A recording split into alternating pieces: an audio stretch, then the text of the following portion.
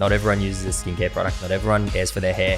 Every single person that I know brush their teeth. We've got an opportunity to be the brand that dominates that category. Today we're sitting down with Nik Mirkovic and Alex Tomic, the co-founders of HiSmile. That transition from singular product, business is going great, breaking that, transforming to R&D led, building products that cost more at the time that everything becomes more expensive, advertising, marketing, the whole lot. It was the toughest, most grueling thing because it was on our own back. Today, HiSmile stands tall as $1 billion a year company and celebrity endorsements from the likes of Kylie Jenner, Kim Kardashian, and Conor McGregor. Please welcome to the podcast, Nik Mirkovic and Alex Tomic. Hear the stories, learn the proven methods, and accelerate your growth and future through entrepreneurship. Welcome to the Foundr podcast with Nathan Chan. So, welcome to the Foundr podcast, boys. It's been a very, very long time coming. I'd say at least a good 3-4 years in the making, because I've always said, when you guys are in town, we'll do this in person. So you're finally here in Melbourne. So thanks for coming down. Thank you so much for having us. We were saying as well, we've been waiting a long time to jump on the podcast. Schedules didn't align, but we've made it work. We finally got there. So look, as I was saying offline, massive fan. You guys have built an incredibly large business. You said you've, on track to do over $500 million in annual revenue next year. Doing over 300, like the business is growing super fast. You've been doing it for 9 years. Mm-hmm. But the first question I ask everyone that comes on is, how did you get your job? Okay, how did you find yourself doing the work you do? How this thing start? It was crazy. It was a crazy story. I think really random people look at us, two young guys, and first it started teeth whitening, and now we're an oral care company that's really competing with some of the big guys. And I think how we started was, there was a big pain point in teeth whitening, particularly amongst our age group. We were teenagers at the time. A lot of people were getting their teeth whitened, both professionally and over-the-counter supermarket strips and different types of products. And there was one common theme: the results, the products worked, but every single person had that same pain point with the pain and sensitivity and the issues that went with whitening. Us being young, naive teenagers, we sort of jumped in head first, saw an opportunity. Reached out to a bunch of chemists and pharmacists from all around the world and universities who were studying and working on whitening products. Yes. We found a formulation that we thought worked. It wasn't being commercialized at the time. We bought a heap of formula, packaged the product, and then fast forward to where we are now. We've had a lot of learnings over the years. We brought our R&D in-house about 4 years ago, and that took the product and the business to another level. So I think being young, naive, seeing a small opportunity and then taking heaps of learnings to get us to where we are now. Yeah, amazing. So you guys are based out of Gold Coast. So for people that are watching and listening, that's not really like a place or an epicenter for talent, or even where businesses like well-known companies start. It's usually out of Sydney or Melbourne. So I'm interested, like, in the early days, what inspired you guys to want to start a business? You saw an opportunity. Like, did you know anybody that had online businesses? Did you read the 4-Hour Work Week? Like, where did that come from? We were actually talking about this the other day, and it's funny that I know for myself personally, ever since I was 14, 15, 16, I would always look at brands in a different way where I'll try to say, okay, why do they perform better? Or why do these do really well? Or why have these sort of fell off and the likes? And I feel that intuition is the thing that got the hunger for business. And it was something natural. It's not necessarily didn't come from any one place, but just the interest and the intrigue in the world of business and always keeping my eyes open. And that's where me and Nik sort of joined forces, and it was something that it was inept in both of us and something that excited both of us. And we saw that there was this opportunity, a common theme that I was seeing the same thing in the teeth whitening field, and we just knew we could do something better. It wasn't sold. No one had this great product that everyone wanted to get behind. Everyone used multiple products that had the problems. But I feel like it's us looking at it, young, naive, hungry to sort of get ourselves to do something. And we found the oral care business and teeth whitening to be the one to really target and solve the problem there and make something great out of it. Yeah. So you guys were how old at the time? 19 or 20? Yeah, I was 19. I think you were 20 when we yeah. first started and launched. And how'd you guys meet? You played soccer together, is that right? Yeah, our mums actually worked together. So I played, Okay. I played football, soccer. Alex also did, but we met through, our mums working together at SeaWorld on the Gold Coast. And then, just became family friends for probably 5 years before we started the business. Got you. And so you got obsessed with the problem. How long did it take to launch, and what did that launch look like? Tell me about that first sale. I'd say it was a good 12 months before launch of doing research, testing product, and really making sure we had something that was a bit different. Talking about launch, I think, we basically manufactured a heap of product with this formulation that we thought was really good. And I think influencer marketing companies were doing it, but it wasn't really a thing. And the only reason we started, and people think of HiSmile as this influencer brand because that's how we started, we didn't have the budget to market this product. So we thought this product was so unique and so different in how it worked. It was whitening that didn't cause pain and sensitivity, and it looked different. We could send this out to a heap of people, get them to give feedback on it, and hopefully they'll share it to their Instagrams at the time. So we did that. It looked cool enough, it looked unique enough, and it delivered results in a different way. And at that time, people weren't being paid to post or paid to promote. So people were just sharing it. They felt a value in that product and the value in the brand that we're trying to create. And they started sharing it. It felt special. And we started to gain a little bit of traction. And then, the funny thing about the first sale, we got, I think, 5 sales in the first couple of days. Yeah. But us, again, being young and naive and trying to do everything ourselves, we didn't connect the payment gateway correctly. So we didn't collect any of the sales. So the revenue that came through, which was $500-$600, which we were like, this is amazing. There's proof of concept. People are buying this. Just went to nothing. We had to contact those people hoping they would come back and buy. I think one of them did, and they ended up buying two kits at the time. But we just had to start from scratch. And honestly, there's about 1 million stories like that where we took learnings that we paid the price at the time, but because we paid the price and we felt that pain ourselves, we won't make that mistake again. Yeah. So you guys weren't using anything like Shopify? No, Shopify. That didn't come until like 3 years, 2 years later. Really? And there was server crashes. So we'll be launching. We've got this big person to post, and then it crashes, and it's like your whole world comes crashing down. It's like, this is everything that we had, 100% of all the money I had, Nik had. All right, let's do it. Things are crashing, and we're learning on the fly. We're figuring things out. And then we came across, all right, this thing, Shopify, you can't shut down the server.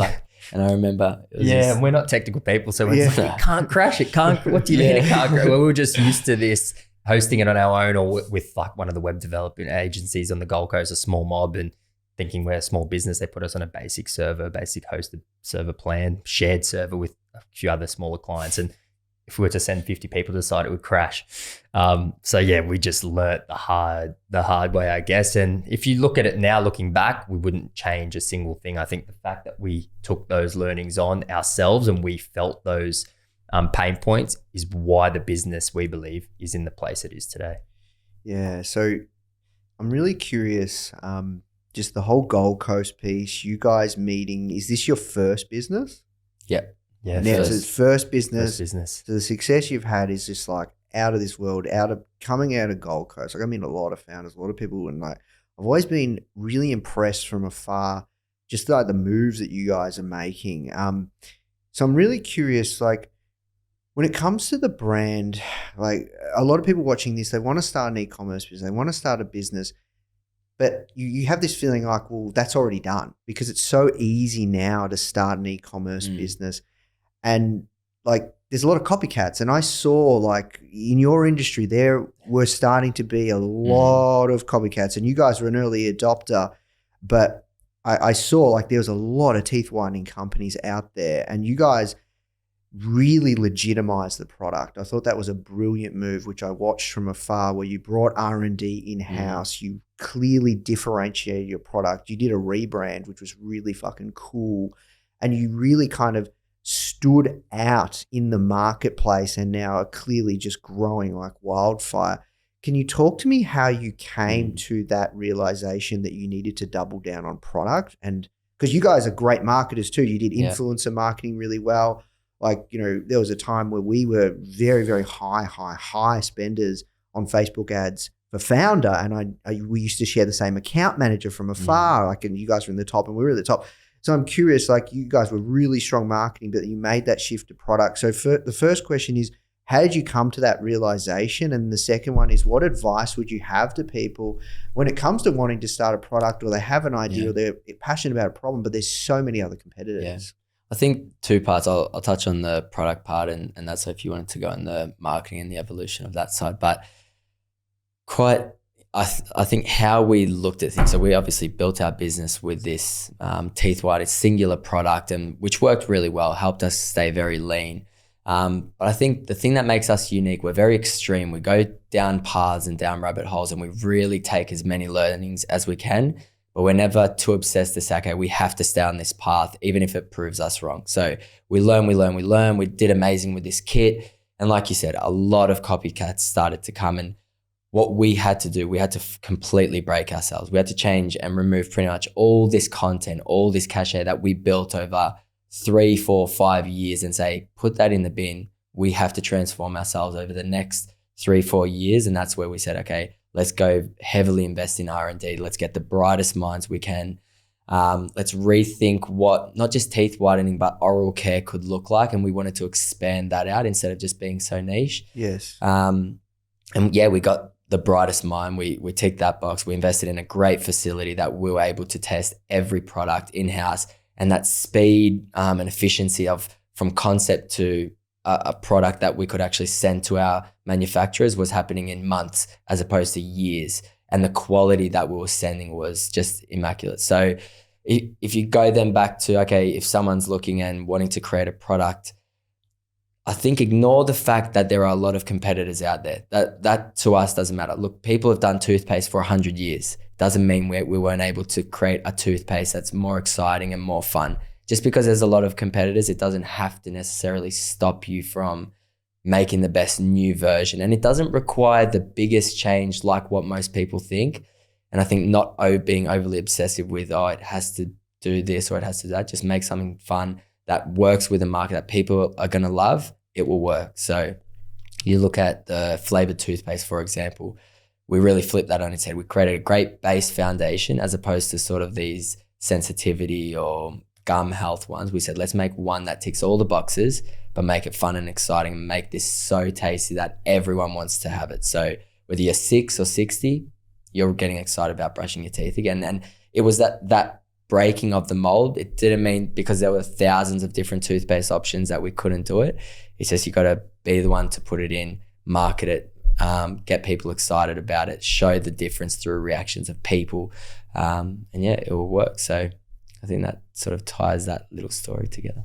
Yeah. And I'm just curious though, like that strategic move has been like a stroke of genius for you guys, and it's really helped catapult the brand, I'm sure, because now you're not in a red ocean. Like I don't know if you guys read the book Blue Ocean, but like you're in this big blue ocean now. You're not fighting against everybody else. You're carving out your own niche and big market. Like, where do you learn? Like, how did you guys work that out? Like, do you guys have mentors? Who do you learn from? Are you inspired by the States? Are you part of any networking mastermind groups? Are you part of YPO? Like, talk to me about how are you guys feeding your minds? Because there's clearly something going on there. I'm curious. Yeah, no, honestly, from a mentor or group's perspective, we've never been a part of groups. We learn from everyone and every situation that we interact with or engage with. Those few little stories we shared at the start, there's a million of those that we wouldn't have enough time if we spoke for a week to share all the learnings that we had throughout the business. And our obsession to want to get better, we put our own money in. We wanted to taste every part of the business. And when we come back to how do we pivot and move to caring more and investing more in the product, and why was that important? And now you talk about the blue ocean that we now swim in.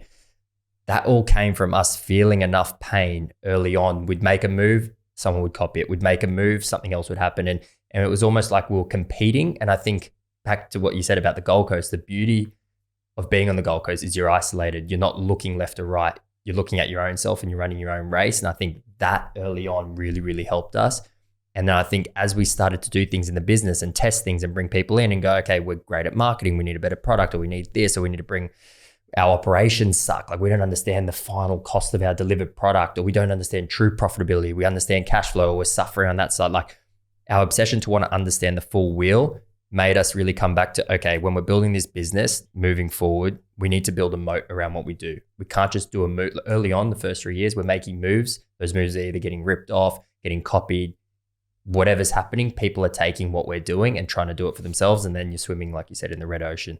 For us, it's like, how do we build a moat and protect every single part of what we do? Because these days, you've still got the same amount, if not way more brands that you would call copycats. However, they're copying one move. You can't copy the full pie. You can't. We're swimming, like you said, in the blue ocean, swimming, we believe, by ourselves. We've got big competitors now. We've got the Colgates and the big Unilevers, but we're in our own race because the way we do things is so different to the way any other brand does it. Yeah, and I can clearly see that, right? And I've been watching the journey from afar. So you're not part of any networking groups. Do you guys have mentors that you're learning from, people that have built large e-commerce brands or exited? I think it goes back to it's everything. Like I'm learning from the conversation we had 5 minutes ago about what you did with Foundr and how you're like no matter who it is, there's something to learn from someone. And sports teams, sports managers, like no matter who, what, where, if it's a good fundamental principle, it's something you can take and bring into business. So it's like just isolating it to other business owners or people, it's like it's too limiting. There's other people, other principles that you can really grab from. And if it's really, really good, bring it in. And so we're made up of thousands of different minds and the way people do things. And we try to bring as many of those good habits, good principles into what we do. And I think it's served us really well. And like Nik said, being on the Gold Coast, we do our own thing, run our own race. We're not looking at what the other guys are doing, whether you're big, small, medium, left or right. We're doing our own thing and we're loving to do our own thing and trying to get other people excited and encouraged to do that as well.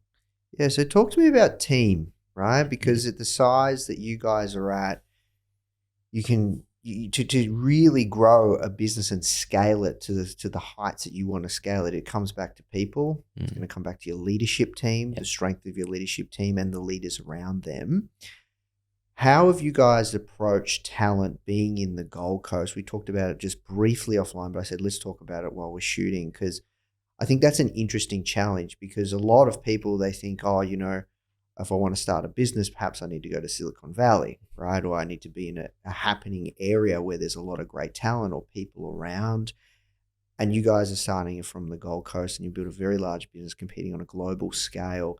How have you found, developed talent and really built your people and culture to scale this business? I guess, yeah, it has been very, very tough and very, very challenging. And like the business itself, the people in the team side has had its own ups and downs and own challenges, from how we operate as leaders to how we thought the teams would best work to how we thought a leader should be and operate. We've brought through so many different types of people, from super experienced people from overseas to a young, hungry person who's fresh out of school, who just wants to pick anything and everything up. And they sometimes turn into an absolute weapon across operations or whatever that might be. And we've done everything in between, and there's no right way of doing things, I don't think.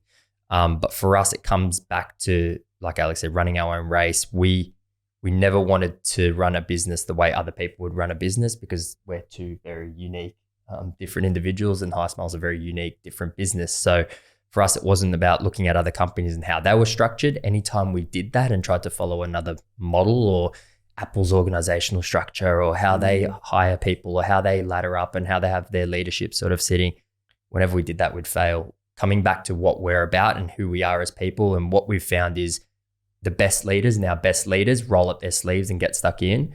They don't host meetings for meeting's sake. They do the most work. And if anything, when you're a leader, you're someone else's assistant first and foremost. You're assisting your team, not the other way around, because that's the way that we operate and we run. We're assisting our team, not getting people to assist us. And I think if you earn that respect, you earn the position of a leader.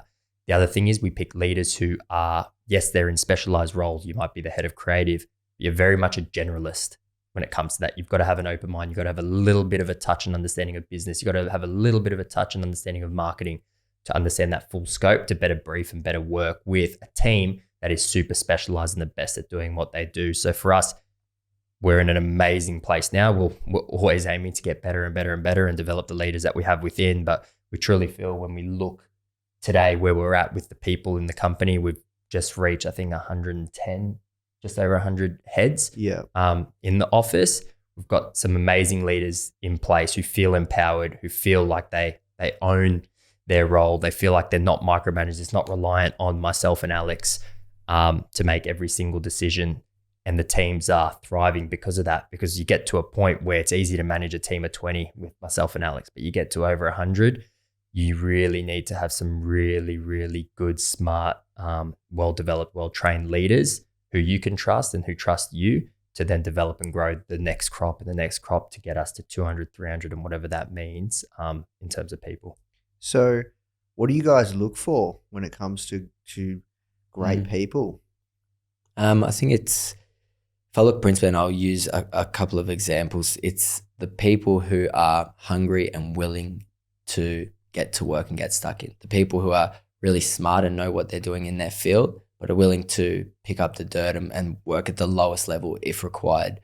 I'll give you a great example of the R&D position at HiSmile. So this is a position that we searched far and wide. We looked at the top head of R&Ds from your Unilever, top firms.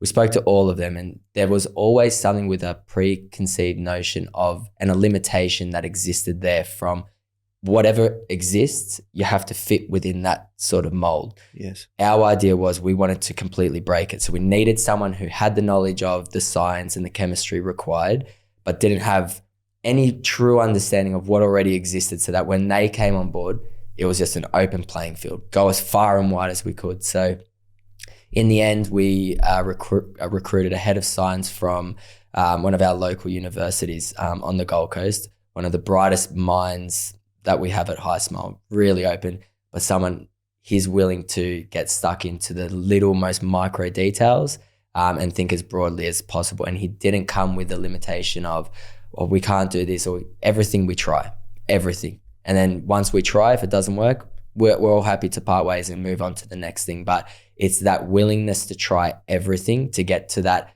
new product, new concept. That's the ideal that we're sort of looking at throughout. And I think it's a great example because it's so complex. It's complex and so technical that we've been able to break it even in that R&D side as well. And on what Alex said, it's like when you mentioned about Maro, our team, like if I was to say our head of product and procurement, she wanted to be a teacher and she came through our customer service team. And now she's head of product and procurement, procuring some of the most amazing and getting to market and manufacturing some of the most amazing products in the world. Our head of supply chain, the guy who runs our supply chain, he played football with me. And he just happened to come through actually working in the warehouse, and now he's running the supply chain side of the business. Crazy. Justin, who you've spoken about, our general manager, he was writing copy at a marketing agency, working casually for us at the time on a trial. He's our general manager. I think you look anywhere, head of marketing used to be in sales for a software business. So there's not, if you were to look at them when they started at HiSmile and when they came in, I don't think any other company would have given them the chance. But like Alex said, it's character over everything. Because every time myself and Alex didn't know a thing about R&D, didn't know a thing about business, didn't know a thing about anything. It came down to what we believe is character and competencies, and then just willing to pick up things and a good personality to work with other people to make things happen. So yeah, I love that. So I used to watch from afar as well, this vlog that you guys used to put out. A lot of friends of mine overseas as well, being in the e-commerce space, they used to watch that. You guys probably wouldn't know. You never used to get many views, and you went down this pathway for a little bit where you guys, it looked like you were looking to build your personal brand, and then you did it for a year. So I got to know and feel the team. There was the videographer. Was it Stefan? Stefan's his brother. Daz is the videographer. Yeah. So I used to watch that. It was so cool. You guys used to put in a lot of effort as well. And then after a year or so, it was all gone. What the hell happened? Tell me about that. Like I got to find, because I've always wondered, like, because it looked like you guys saw the power of building a personal brand, and then you just wiped it all and you just cut it all, because it looked like you're putting a lot of effort. Correct. And it was cool, but you weren't getting many views either. So it's funny, and it's funny to say that there's nothing at HiSmile that we haven't tried. And I'm telling you, nothing. We've tried it all. And through that, again, every situation, every occurrence, every little detail, we're learning from every every moment. It always guides us in what is the right path. It was a great example of, okay, let's test this. Let's really try build up that personal brand and see what can we build beyond this. There was so many exciting things. And then when we took a step back and it's like, okay, what are we doing this for? For us, it's really about creating this new category, what we're calling Smile Care. And it takes a lot of time to do that. If we're taking 1% of time off that, we're losing. And that was something that just took so much energy and time, because not only were we now thinking of what is our progression forward, which business always moves and it's always changing, and to then have to think about, okay, are we getting this on camera or not? It's like our North Star was, how do we create a new category? How do we make something special? And we can't have any distractions from doing this. So it was a great time, and something that I'm so happy that we did do it, because it made us learn a lot. Okay, what's it about? What really exists there? And it gets you out of the present, because you're always thinking about, okay, am I saying this the right way to appeal, instead of, am I actually just saying it the best way or thinking in the best way as well? So it took us a bit off track, more than what was necessary. And I think, I wouldn't change it for the world, but I think after we looked at it, our North Star to do what we're doing in this space requires full 100% focus, and we can't change from that. Hey guys, I really hope you're feeling inspired from today's interview. Now, the truth is, all successful e-commerce founders started from zero, with a spark of an idea and a whole lot of determination. But let's be real, building or growing an e-commerce business is no walk in the park. And that's where Foundr Plus comes in, which I'm really excited to share with you. It's a culmination of a decade worth of work at Foundr. So if you're feeling stuck in your e-commerce business, you're lacking confidence to move forward, or you're worried about making costly mistakes or not knowing how to grow your business, Foundr Plus is here to support you on your journey. You get access to a customized learning pathway with proven frameworks from successful e-commerce founders for fast results, incredible programs, a supportive community, weekly live mentorship, exclusive savings on startup tools, and 24/7 real human support. Try Foundr Plus today for just $1 for 7 days so you can accelerate your business goals. Visit foundr.com/start $trial or click the link in the description to claim your trial. All right, now let's jump back in the show. Because I remember watching one and you were setting up an office and you wanted multiple walls. I remember you saying, Nik, you were like, oh, we want multiple walls, so then we have multiple locations to shoot from and multiple backgrounds. And that's how I thought about it when we moved to this office. Like, I remember that from that particular tip. So like, I have a crazy memory, and I always wondered, like, why did you guys stop that? So was it literally like just one day you came in, one of you guys, and said, this has got to stop, or like what happened? We spoke to each other. I think, like Alex said, it was the North Star thing was so true. Like Alex said, we've tested and done so many different things. Sometimes it takes us in the wrong direction. I think we personally, we don't want to be famous. Like like if people know us, cool, we're friendly, we're happy to say hello, speak to people, but it wasn't where we wanted to go. Speaking opportunities podcast, we love doing them, but by all means, we don't want to do a world tour and just do that. We want to build the best business and get people so interested that they want to ask us the question. We don't want to build the best personal brand because we're really interesting characters. So it's like we went back to our roots and went, let's do what we're the best at. Let's build the best business. People will be intrigued. People will be interested. There'll be plenty of opportunities for us to speak and get out of our comfort zone, because we do like doing things like this. Gets us out of our comfort zone, shares the story, inspires someone. It's amazing. But through the vlog, like Alex said, it was so labor intensive, took up so much of our mind power that sometimes you feel like you're not being authentically yourself the more you get into that race. And we were conscious. We're like, we don't want to become actors. That's not what we want to do. We don't want to be on TV. Yeah. It started going, all the emails we're getting were down the wrong path, was to be on TV and do all this other. And we're like, no, that's not what we are and who we're about. It served its purpose. I think it helped a heap of people, but I think we can do more by doing good work and then speaking about it on platforms like this. So I remember even during the vlog, you guys were working on some other products, or it looked like you're looking to launch some other brands. Did that ever happen? What happened there? No, we did. You had like a secret project or something you're working on? Yeah, look, your memory's probably better than mine. We did flirt with the idea of launching other types of brands, because again, when we did launch into HiSmile and we saw the early success, we were like, great, we've got the recipe for success, as you've seen a lot of people do. And then again, the vlog was almost a bit of a project like that, where was a bit of a wandering eye. We started dabbling into something else. We're like 1% of growth in HiSmile is better than 3,000% of growth in something else. And we truly mean it. We're passionate about this category. A lot of people go, what's there to be passionate about? Teeth, whatever, it's boring. It's a boring category. We're really, really excited. I think we're starting to see that come to fruition now in the products that we're bringing out, the battles that we're having with competitors, the retailers that we're playing with, the activations we're having. We're truly making a dent. There's a lot of skincare brands. Hair care is a big market. But when you look at smile care, oral care, no one's done what we've done and no one's going to do what we're about to do. And I think we've got this once in a lifetime opportunity. Everyone brushes their teeth. Every single person. Not everyone uses a skincare product. Not everyone cares for their hair. Every single person that I know, it has to be 99% in our major markets, brush their teeth. We've got an opportunity to be the brand that dominates that category. For us, being competitive people who have always played sport our whole lives, there's no bigger stage than that to compete on and to wake up to every single day, to that massive, never-ending challenge. Yeah. So you really focus, like it's just so dialed in. Yeah. So switching gears as well, you guys have done a lot of cool stuff on the influencer side. You've worked with, I think, is it all the Kardashians? Yeah, we've worked with, I'd say, all the Kardashians, bar maybe one or two. Now, I know you probably can't share exact details around the commercial arrangements. Can you give us like kind of an indicative figure around what that kind of investment is at any capacity to work with them, and why do you choose to work with like influencers this big? Do you get the return? I guess that's what people would be curious about, right? Like, is it worth it? 100%. I think that's what people ask every single day. It's like, is that worth it? Working with Kim. Kim's a massive face for the brand. We work with her a lot on a lot of our products.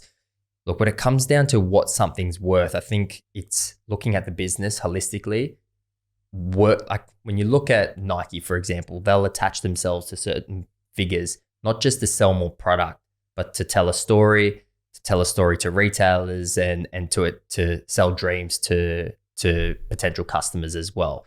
For us, we look at it in a similar way, working and engaging with Kim to launch a product. Does it get sales? It gets sales. Does it get attention? It gets attention. But it takes the brand forward. It positions the brand where we want the brand to be positioned. It taps into a customer that we want to sort of get the attention of. And it obviously helps and assists, now that we're in retail, helps and assists our retailers with driving people in store and making HiSmile the beast that it is today. I think just working with big talent isn't going to make or break a brand. I think for us, influencers now is if maybe less than 5% of what we do and where we put our dollars and where we put our attention. Like you look at, we spoke on R&D, other marketing avenues, retail support, the team itself and what we do there, spending money on our own internal culture to get that team sort of firing and make them want to work for HiSmile. Influencers went from something that was such a huge part of our business to now probably where it should be, around 5% of what we do and where we put our energy and focus. And I think, for sure, working with someone like Kim elevates a brand, positions us above a lot of the competitors. Like when you talk about our space, I don't think some of the big brands are cool enough to work with a character like Kim. And I don't think some of the smaller brands are reputable enough to work with someone like Kim. So we're in this unique place where Kim is a great influencer for our brand and a great face for the brand and someone who I think has a unique alignment with HiSmile compared to any other brand in our category. Yeah. Okay. Awesome. Thank you for sharing. And you guys were pretty heavy on direct response, paid advertising. I know you did a lot in the Snapchat space as well, killing it on TikTok, very early on Facebook ads when CPMs were much more cheaper than they are now. I'm curious, for many e-commerce brands or many companies in general, when the privacy stuff changed, iOS 14, a lot of brands that were heavy reliant on paid advertising, direct response type stuff, they suffered. But there was one key theme that I saw, and that was the brands that had a strong retail arm behind them, they didn't really feel it. But the ones that were heavy paid only, they really, really, really felt it. What did you guys do, and how did you guys overcome that challenge in particular? And talk to us, when did you start looking into retail? Because I think that's a big piece of the puzzle now for D2C brands. Definitely. I think on retail, probably about 3-4 years ago, we had the discussion, and then actually properly started activating about 2-3 years ago. Yeah. From a D2C perspective, and when you talk about the advertising iOS 14, I think it always comes down to owning what you do, building a moat around what you do. If you're overly reliant on influencers, overly reliant on advertising, overly reliant on retail, you're at the mercy of something. I think if you want to build a true brand, true business, you want to swim in that blue ocean that you spoke of before. You want to own as much as you possibly can in that wheel, and you want to be in control of that success as much as you possibly can. And I think that gives assurance to the people who work for the company. The company's not yo-yoing up and down. There's some stability in the strategy and what's going on. If there was to be COVID, retail stores closed, we've still got online. Something happens there, we've got the professional network as well. For a product perspective, we're not just in whitening, we're not just in oral care, we're covering that full range of oral care, from cosmetic to general care. So for us, we really looked when we spoke a couple of years into the business about building that moat. We took that super, super seriously. And even today, like, we're nowhere near where we want to be when it comes to protecting what we do. And it doesn't just come from, people think of protection as IP or something legal. It's like, no, there's much, much more depth to that. Make it so difficult for someone to literally copy exactly what you do, because what you do is so much more than what you're putting out. It's what's in those four walls in the office. It's the people that are there. It's how you operate. It's how you move. It's your strategy and where you want to be in the future. No one can copy that. You said that you guys got a lot of stories, lots of battle scars. Can you both share, maybe from both your different perspectives, kind of the hardest time in this journey? Because building a business is tough. The level that you guys are playing at with such aggressive scale and growth, fundamentally things break all the time. To my knowledge, you guys are bootstrapped. Is that correct? Yeah. Still to this day. So you've got to worry about cash flow. Sales is one thing. Another thing is to be able to fulfill that with an e-commerce business, and you can get yourself into a lot of trouble, especially when you bootstrap. So I'd love to hear from each of you, like, the hardest time that you've ever experienced during this journey, and was there ever a time where either of you felt like giving up?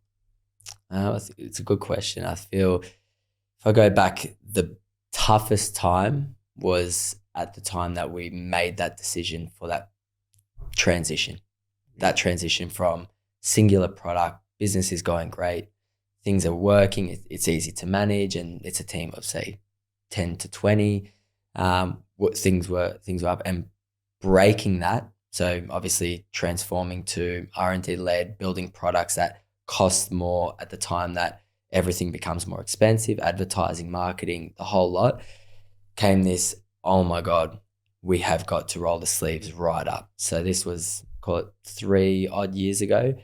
And yeah, it was the time that was very difficult, bootstrapped, cash flow, all of that. We had to really say, okay, we've got to make ourselves out of this. We know what we're doing fundamentally makes sense. It will be for the longevity of HiSmile, and we'll be able to carve our own thing, but it's going to be a tough year and a half. And it was a tough year and a half. And going back to us looking at things, it was the best year and a half for us that we could have ever gone through, because it's the thing that taught us about so many things in this short little window, from how do we look at sales? How do we look at the business as a whole? How do we look at products and create these amazing products? And how do we make something more special? How do we expand it out? How do we not limit ourselves just to one thing, whether it's advertising or the products or retail or online? And I think that key moment is what has transformed the business, the toughest part, which is what most people say. It's the toughest part is what makes it shine and makes it what it is. And I feel no more is that true than what we experienced. Just on that one, did you guys have to go in the hole to be able to make that significant investment? In the hole, as in negative? Yeah. Absolutely. And looking at it, it's like, it was the toughest, most grueling thing, because it was on our own back. When the last result, we're never asking for anything external, because we have this vision. We knew, and the vision never changed. It was just that transition period with everything stacked up at the same time, made us that crystal clear focus of, okay, this is exactly what we need to do. And that's business. That's what makes business so special, is there are these tough times that you have to become even more clear and even more precise with the actions and the moves you make. And yeah, again, speaking, that's what has made, I guess, and created and curated what we are today and how we sort of operate in this very unique way, where we're not overly, we never now go too crazy in that one direction. So we have these amazing people who we work with who each own their own thing, but our goal is to always take all of the modes into perspective to make the best decision. So it's a bit of a change in the perspective of how we operate. But yeah, I think that's what I'll tie it down to. Thanks for sharing. Yeah, I think Alex has pretty much covered and summed that up. But I think one thing that's interesting from what Alex said, and I don't know if this is luck, intuition. I think you need a bit of both when it comes to running a successful business and getting to where we are now. But we've never waited for a catalyst. We've always been that catalyst for change. So we didn't decide to change as a brand and from a product perspective and invest all of that into R&D and product because something happened or something triggered it. We always had this gut, and we still go off gut feeling. I don't know. It's just something that we've always had, and we've got a similar gut, I think, because the intuitions tend to align. But there's something in us that goes, we think we need to go in this direction. It's not like you said, you spoke about mentors before. We don't get on the phone and speak to someone and say, should we do this? Should we not?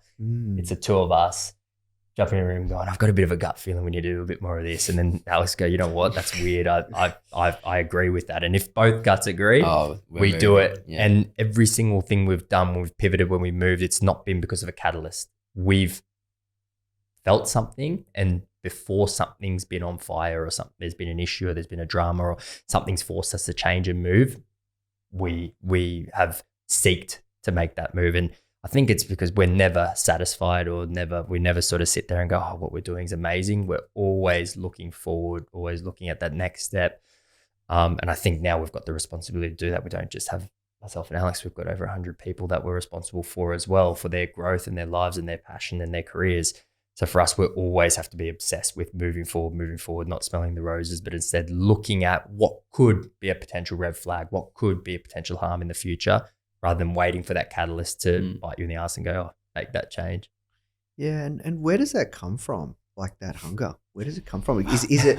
Do you guys born? Like, did you guys always have this your whole life? I think it's that competitive nature, that our obsession with sport and the teams and the managers and the great sports stars and sports managers who have done exceptionally well. It's something they innately have in themselves. If you look at the top level of performance in sport, you have to be another level. You have to transform yourself.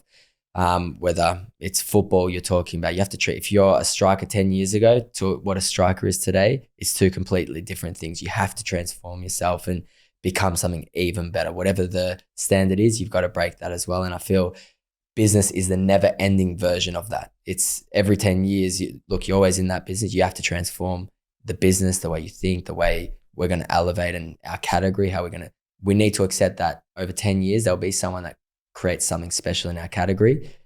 How do we keep our eye on the pulse, and how do we obsess so much that we're the ones constantly transitioning and everyone's looking at us as what the next move is in the category? And yeah, it's just this obsession that both of us have, and yeah, we just don't sleep on it. It's not something that we practice, or it's not something that we have this technical thing we do. It's just a never ending, everyday type of thing. It's that constantly, that 1% effort goes to that every day. Yeah, you guys love to compete. Yeah, we love it. Put frankly. So this is what's interesting, is like, to get a business to any kind of true worth significance, it has to be an obsession, right? But there's the other side of the table where you can burn out. Have you guys experienced burnout before? I haven't experienced burnout. I think as hard as we try on the business side, and I'll speak for myself, and I know Nick's the same, we try equally as hard at home to be there for our families at the same time. And I feel it's not something that, I've worked so hard, now I'm home, I can relax. You have to work hard to creating a good family, creating a good home. You have to be emotionally there. Your attention has to be there. So when you get home, you're there. You're not oh, now I can relax and go to sleep. And I feel that's the thing that makes it it's the thing that's the ultimate true North Star for both of us, that family, nothing really matters more. So you're doing this amazing thing, this business that we love to do, but coming home, seeing my kid, there's nothing better. There's nothing that excites me more. So I think it almost, if anything, neutralizes me really well. It keeps you grounded. Keeps me grounded. 100%. You guys on the Gold Coast, you both surf too? You still have time for a surf? We tried. We're not too good. We're not too good at surfing. I've tried. I wish I picked it up as a kid. It might have been better, but we're probably the only two people born and raised living on the Gold Coast that don't surf. We love the beach though. Yeah. Love the beach. Right. So people would look at you guys from afar, especially younger types, right? You know, early 20s, early 30s, and kind of look at you guys and go, wow, you guys have got it all. An interesting question I like to ask people is, from your perspective, is it ever enough? I think like it depends what you're doing and what you're trying to do. I think people usually look at that from a financial perspective. And I think early on is when you get carried away from success, by success. And you think about, I want to do this and I want to do that because you're young, you're immature. But now we feel so content with what we have in that respect. But our competitive side, it'll never be enough, no matter where the company gets, what the company gets to, ignoring the revenue numbers, ignoring anything on that side. For us, it's like the obsession of developing the next rough diamond from high school who had no opportunity. And now they've got the opportunity in the next 5 years to become a head of or a leader in a department or whatever that might be. That's exciting. And the challenge of taking on the biggest brands in oral care that have been there for hundreds of years and dominated every single bathroom, for us to be able to have that place. So from that perspective, the challenge, I can't possibly see where that stops and what the limit is, because every time we think the company's at a level where it's like, oh, this is great, it's like there's always another level. There's always somewhere else we can take it. Which is super, super exciting. It's funny. The competitive nature never is about the dollar you make or the dollar you have in your account. It's a weird thing. And it's always about how do we transform what we're doing, the category we're in, how do, like Nik said, how do we get the team, like these superstars, and how do we make them more special? And the absolute last thing that you think of is how much do you have? And the competitive nature isn't around that, which I feel if it is, it's hard to create that business that survives a lifetime. That's 100%. Because you're not focused on the right thing. You can't really think of the best things because it's always an incorrect sort of path that you'll take. Well, yeah, it's just really a scoreboard, right? That's all it really is. Yeah. So the reason I asked that question is because I think all of us as humans, we always tell each other, oh, when we get here, it'll be better. When we get here, it'll be better. Oh, how amazing will this be? And then when you get there, it's like, what's next? And that's very common amongst founders, successful founders. And you guys have the same kind of makeup, right? Like you guys are telling yourself, how good is this going to be when we get there? And then when you're there, you don't even smell the roses. You go, oh, what's next? What's next? What's next? What's next? What's next? What's next? So look, I could talk to you guys all day. We don't have it all day, unfortunately. But I have to ask, like, for people watching, if you guys were to start a brand now in 2013, like what would you do? How would you approach it? Like with everything you've seen, all the lessons, all the money in the bank in terms of lessons that you've had, like incredible. Like how would you approach it? Can you give our community kind of from how you've built HiSmile, how would you do it in 2023? Just because a lot has changed and it's still very possible, right? Like Absolutely.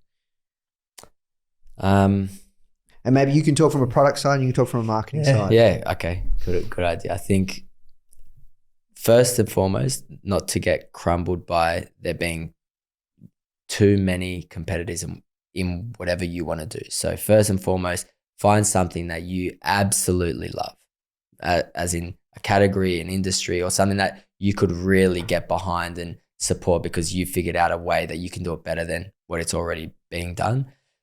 And I feel when you have that idea, be as fast as you can to create the concept that you have in mind, put it out there.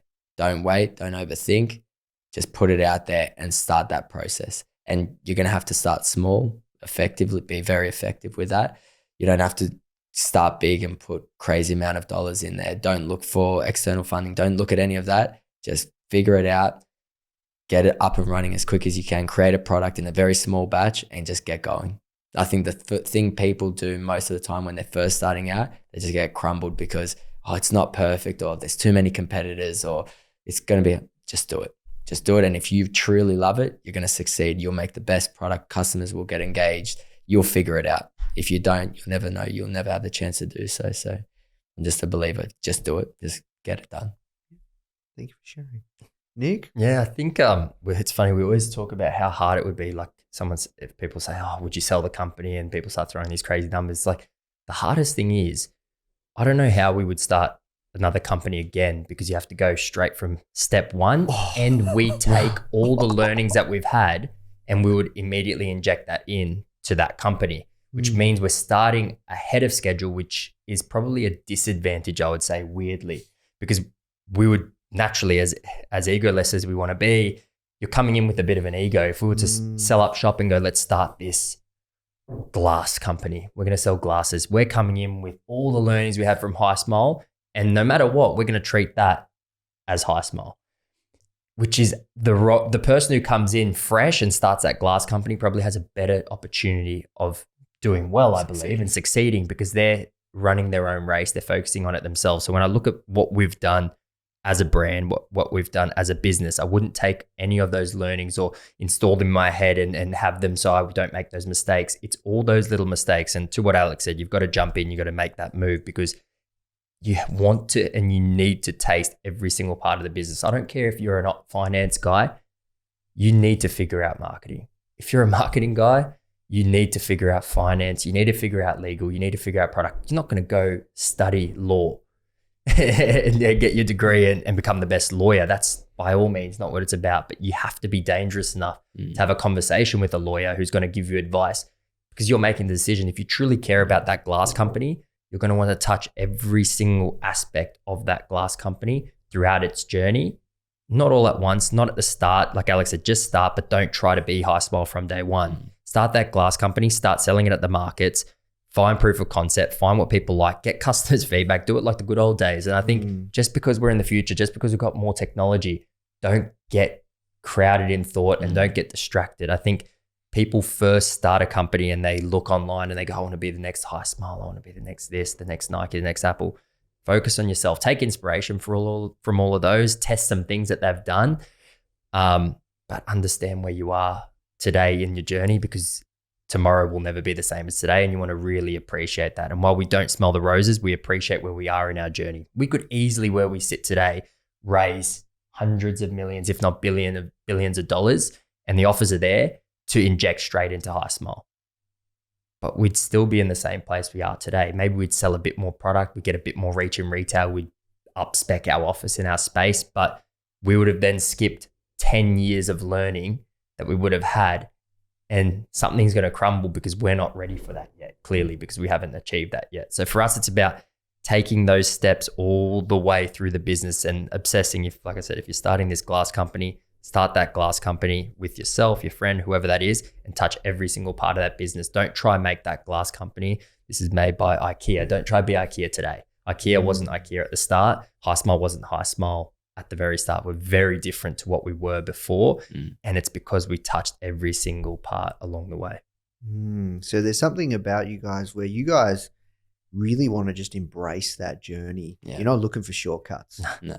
You don't win if you take shortcuts. Not at all.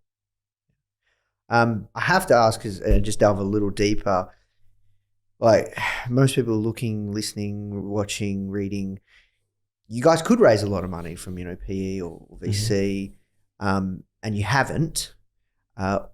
Why? Because you love to compete. You could go faster and take the market even faster, right? Hypothetically. So why?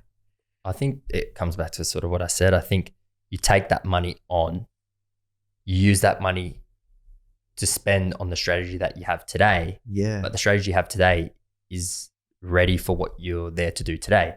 We'll put together, we've never put together a business plan or a case study or anything because we've rolled with the punches, because we haven't had to. We've worked with what we've got. So we're ready for the level that we're playing at today. But it's like I love playing football. You put me in the Premier League today. If I played in the A-League, I'm not ready for that yet. I need to earn my dues. I need to earn my stripes. I need to be top scorer in the A-League before I even consider sitting on the bench of a Premier League club and training at a Premier League club. You can't put me in a game yet. So we see funding in the exact same way. We can hypothesize and we can cross our fingers and go, I hope this works. Or we can control the outcome and go, okay, step by step, we're going to have wins, we're going to have losses, but we're going to play in our field, in our race, in our space. We're not going to be Colgate today. We're not going to be Apple today. We're not going to be Nike today. But they didn't get there in one day either. I think you see a lot of companies flash, bang, and then crash ultimately because they maybe tried to bite off more than they could chew. They look to the left. You talk about Silicon Valley. I think if we were in Silicon Valley, we would have taken funding straight away. And I don't know if HiSmile would have been the HiSmile we are today. We probably would have been a tech company or an app or done something different because that's what everyone else to the left and to the right of us was doing.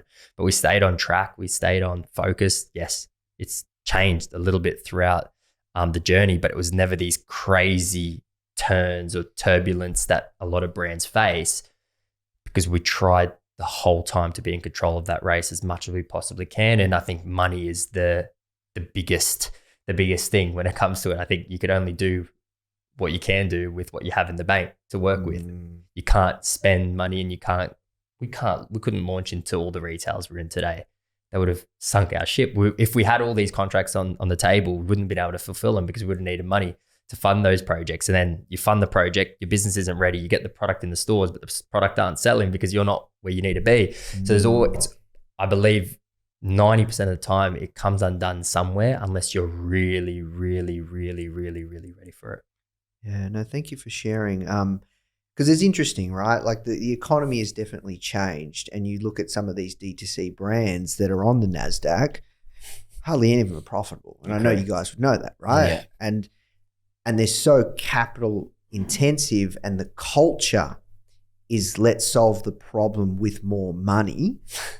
And you guys, like, it's interesting because, Foundr's bootstrapped as well. And I'm a big believer in that in early days, right? Especially like for a long time, right? And having that to be resourceful and work out how to build a business. And now that this is what the markets are looking at, they're looking at profitability. They're looking at how is a company actually sustainable. So it sounds like you guys maybe in the future, but when you think you're ready, like what's the plans for the future of HiSmile? Where would you like to see this business in the next decade? In no near future or long term do we have the intention to part ways or bring on an external partner. I think for two reasons, and to add on what Nik was saying, one, it makes your focus around making money, and two, it slows down your vision to get you to where you are. Because now instead of us moving at the pace that we do, which is insane, like when we see something, when we both think about it, and if it makes sense, we move, and we move very quick, that process slows down.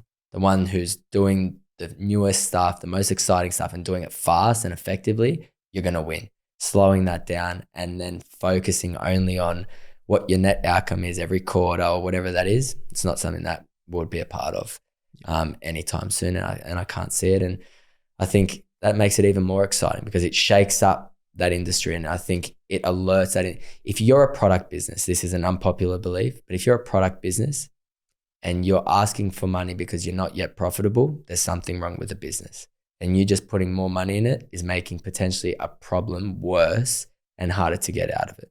So I think that's going to shift a lot. And I think we're going to see a lot of that over the next year or so. Look, if you got a business model where you're a software company and you're going to transform to selling ads or whatever that might be, different story. And I'm not going to, but if you're a product business that is finding it hard, there's questions that need to be asked. And I think that's going to be the big shake-up over the next year or 2 years. All right, last question for you both. Always ask this to anybody that's a guest these days. I want to hear from each of you. If you could have dinner with any entrepreneur, dead or alive, who would it be and why? Steve Jobs. Yeah, Steve Jobs. We've always, when we started, we loved Apple and we still love Apple today. So it was one Steve Jobs. Oh, so the packaging. That makes sense. His relentlessness to create something and transform something, and now he's dead. And if you look at what's still happening with Apple, they're untouchable. So the full experience and everything. He got that. Yeah.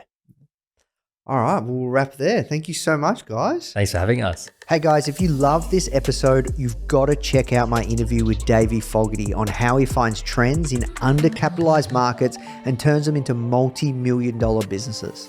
I'm generally looking for trends globally. We find trends that haven't been kind of capitalized in certain markets or in certain marketing channels. Yes. And then we also obviously add our flair to it. You need to differentiate your product